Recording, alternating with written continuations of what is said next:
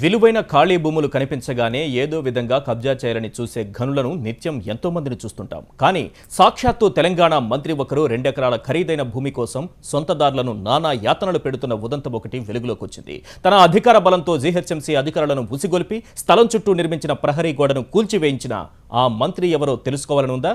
అయితే మీరు ఈ కథనాన్ని తప్పనిసరిగా చూడాల్సిందే.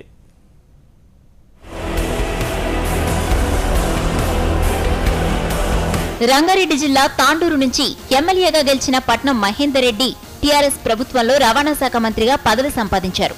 దౌర్జన్యాలు, బెదిరింపులు, కబ్జాల్లాంటి ఎన్నో ఆరోపణలున్నా ఆయనకు భయపడి ఎవరూ ఫిర్యాదు చేయలేదు.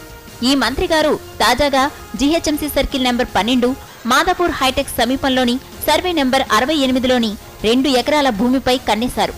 ఏదో విధంగా దాన్ని చేజిక్కించుకునే ప్రయత్నం చేసినా యజమానుదారులు కోర్టుకెళ్లి అడ్డుకున్నారు.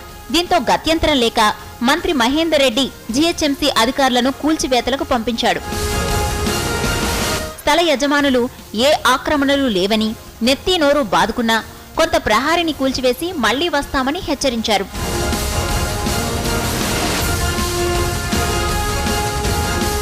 ఇదేం అన్యాయమని GHMC circle number 12 deputy commissioner Mahender ను ప్రశ్నించిన స్థల యజమాని రాఘవరావుకు ఆయన నుంచి బిత్తరపోయే సమాధానం వచ్చింది. ఈ స్థలం విషయంలో మంత్రి గారి ఇన్వాల్వ్మెంట్ ఉందని, ఆయనతో మాట్లాడి సెటిల్ చేసుకోవాలని సలహా ఇచ్చాడు. అదేంటో మీరే వినండి. హలో హలో సార్, నమస్తే. నేను రాఘవరావు మాట్లాడుతున్నా సార్. నమస్తే చెప్పండి. వైట్ లోటస్ స్ట్రెచెస్ లిమిటెడ్ నుంచి సార్. నేను చెప్పండి. 2 acres 68 సర్వే నెంబర్ గురించి సార్. మీకు అంటే ఇందులో కూడా తెలిసి ఉంటుంది. మాకు ఎవరు చెప్పారు అనేది మహేందర్ రెడ్డి మినిస్టర్ గారు చెప్పారు. అందులో క్లియర్ గా మీకు కూడా ఐడియా ఉండి ఉంటుంది ఇష్యూ ఎవరు ఇన్వాల్వ్ అయ్యారు ఏంటని. మీకు అంటే ఇందులో కూడా తెలిసి ఉంటుంది. మాకు ఎవరు చెప్పారు అనేది మహేందర్ రెడ్డి మినిస్టర్ గారు చెప్పారు. అందులో క్లియర్ గా మీకు కూడా ఐడియా ఉండి ఉంటుంది ఇష్యూ ఎవరు ఇన్వాల్వ్ అయ్యారు ఏంటని. మీకు అంటే ఇందులో కూడా తెలిసి ఉంటుంది. మాకు ఎవరు చెప్పారు అనేది మహేందర్ రెడ్డి మినిస్టర్ గారు చెప్పారు. అందులో క్లియర్ గా మీకు కూడా ఐడియా ఉండి ఉంటుంది ఇష్యూ ఎవరు ఇన్వాల్వ్ అయ్యారు ఏంటని. మరి అదే మీరు మినిస్టర్ గారితో అసలు మాట్లాడచ్చు కదా. మరి ఆయనకు మాకు సంబంధం ఏంటి? ఆ సైట్ ఆయన సంబంధం ఏంటి? నేను మినిస్టర్ గారు చెప్తున్నాను ఎంప్లాయ్ చేయండి, డిమాండ్ చేయండి, అది అని ఖర్చుగా అన్నాడు ఆయన. అదే అట్టే కావాలంటే నేను పోలీసు వాళ్ళకి చెప్తాను నాకు. ఇదంతా రికార్డ్ చేసిన రాఘవరావు తనకు న్యాయం చేయాలని ప్రభుత్వాన్ని కోరుతూ ఈ విషయాలన్నీ మీడియాకు వెల్లడించాడు. ఈ భూమిని కబ్జా చేసేందుకు మంత్రి మహేందర్ రెడ్డికి జీహెచ్ఎంసీ అధికారుల తర్వాత పోలీస్ ఫోర్స్ ను ప్రయోగించే ఆలోచన కూడా ఉందన్నట్లు తెలుస్తోందని రాఘవరావు వాపోయారు.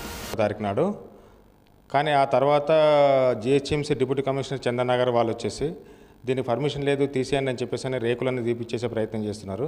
మేము మాత్రం హెడ్ ఆఫీస్కి అప్లై చేసినాం. ఎందుకంటే 2 acres కాబట్టి 1000 yards అయితేనే చందనగర్ వాళ్ళకు ఉందండి. కానీ ఇది వచ్చేసి అని బలవంతాన 3 నోటీసులు పంపించిన 3 నోటీసులకు ఆన్సర్ ఇచ్చినాము. 2 నోటీసులు మేము హైదరాబాద్ హెడ్ ఆఫీస్కి అప్లై చేసినామని చెప్పిన వినిపించుకోకుండా వచ్చేసి మొత్తం ధ్వంసం చేయడం కాకుండా నాకు ఫోన్ చేసేసి మీరు వచ్చేసి మహేందర్ రెడ్డి దీంట్లో ఇన్వాల్వ్మెంట్ ఉందండి, మహేందర్ రెడ్డి వెళ్ళి మీరు కాంప్రమైజ్ కండి, మహేందర్ రెడ్డితో మాట్లాడండి అని చెప్పేసి బై ఫోర్స్ చేస్తున్నాడండి.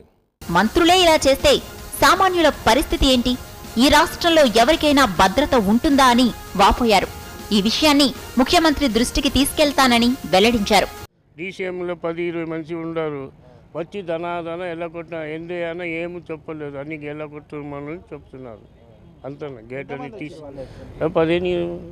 ఒకవైపు అవినీతికి పాల్పడితే సొంత కుటుంబ సభ్యులనైనా వదిలేది లేదని ముఖ్యమంత్రి ప్రకటిస్తే సహచర మంత్రులు ఈ విధంగా చేయటం విస్తుగొలుపుతోంది. Bureau report, studio N news.